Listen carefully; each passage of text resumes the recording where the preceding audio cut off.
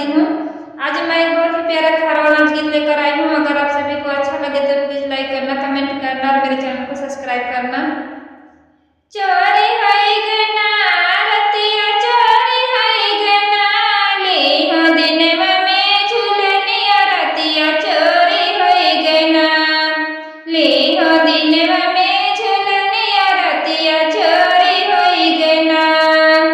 चोरी है गना रतिया, चोरी है गना ले हो दिनवा में झूलनिया रतिया, चोरी है गना ले हो दिनवा में झूलनिया रतिया, चोरी है गना।